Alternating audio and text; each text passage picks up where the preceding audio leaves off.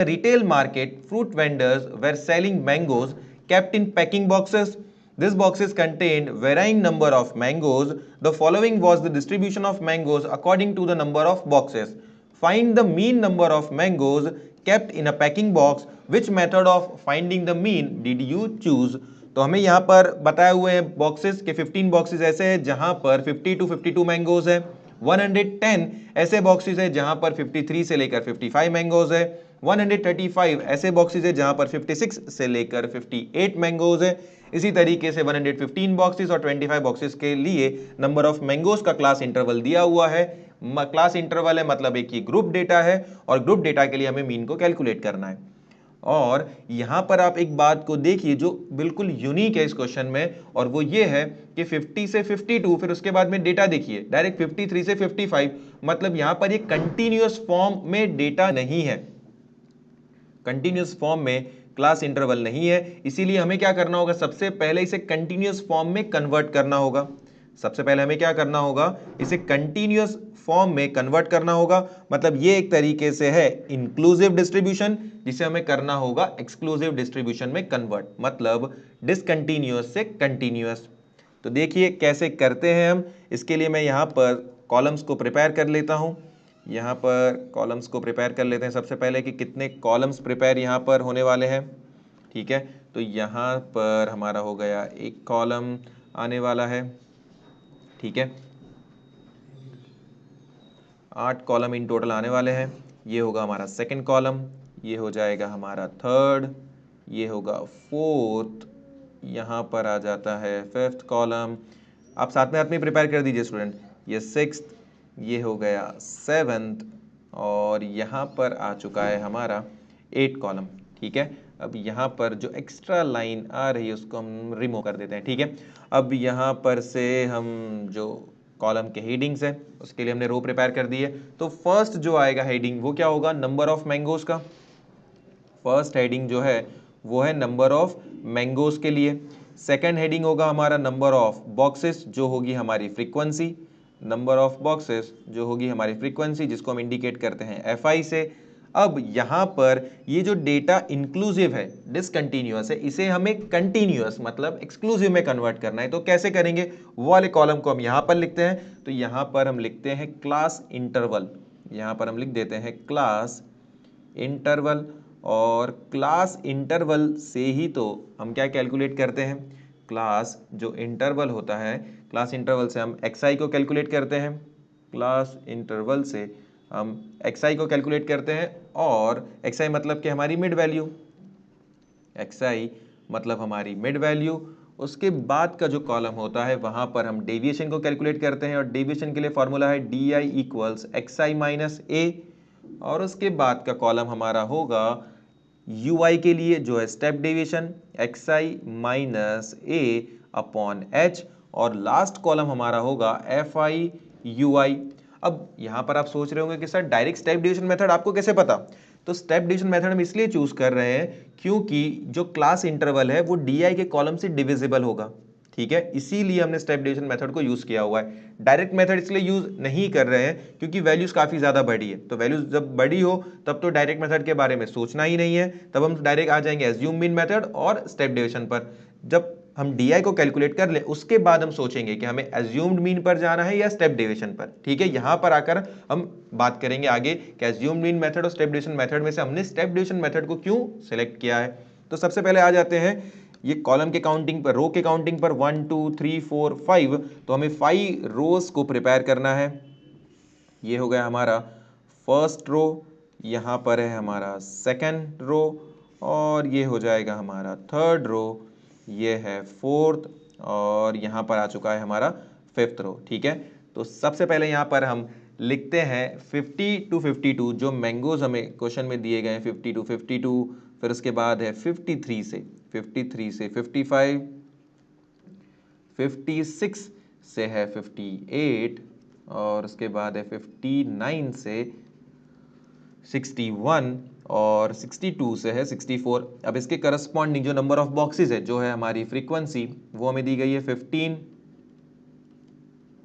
110, 135 115 और है उसके बाद में 25।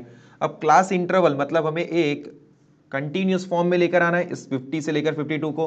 तो ये सिचुएशन हम क्या करते हैं, जो हमारी लोअर लिमिट होती है उसको 0.5 से हम रिड्यूस कर देते हैं और अपर लिमिट को 0.5 से इंक्रीज कर देते हैं। बस इस बात को सिंपली आपको याद रखना है। क्या करना है, तो लोअर लिमिट को 0.5 से रिड्यूस करना है और अपर लिमिट को 0.5 से इंक्रीज कर देना है।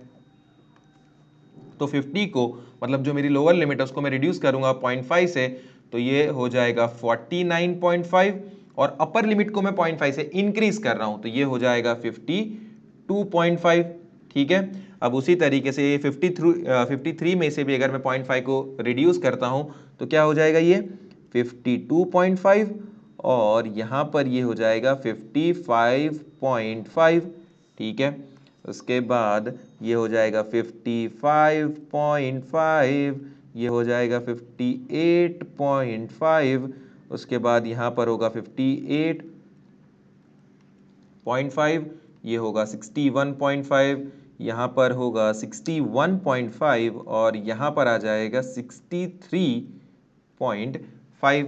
तो इस तरीके से सॉरी यहाँ पर 64.5 आएगा। कितना आ जाएगा, हमें अपर लिमिट को 0.5 से इंक्रीज करना है तो यहाँ पर हम लिखेंगे 64.5। ठीक है, तो यहाँ तक हमने क्लास इंटरवल को भी कैलकुलेट कर लिया है और एफआई भी है। मतलब ये हमारा क्वेश्चन अब जो है वो एक नॉर्मल क्वेश्चन की तरह बन चुका है।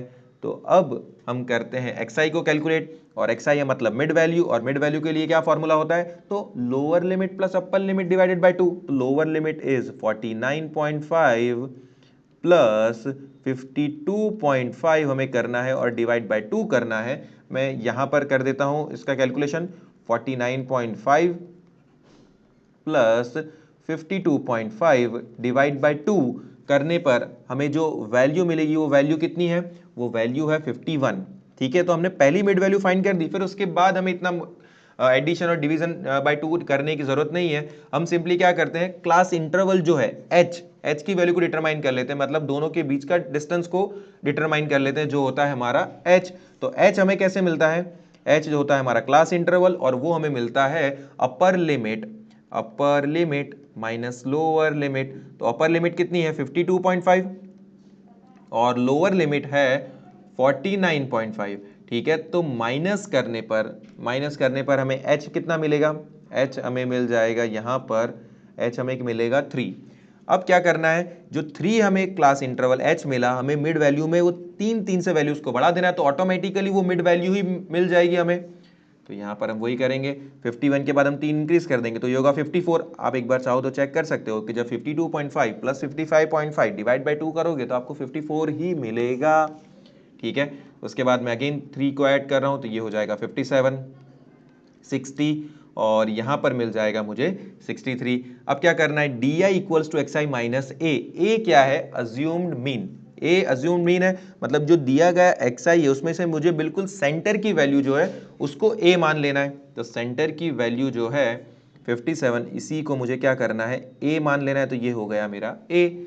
अब A equals to 57, A equals to 57। अब देख पा रहे सेंटर, ये दो डेटा इधर बिल्कुल सेंटर पर है 57, इसीलिए हमने उसको अज्यूम्ड मीन मान लिया है। अब हम डेविएशन चेक करेंगे कि हर एक एक्साइड की वैल्यू से ये अज्यूम्ड मीन जो है वो कितना डेविएट कर रहा है। तो पहले करेंगे 51 माइनस 57, तो 51 माइनस 57 करने पर हमें क्या मिलेगा, -6, फिर उसके बाद -3 मिलेगा, 0, 3 और 6।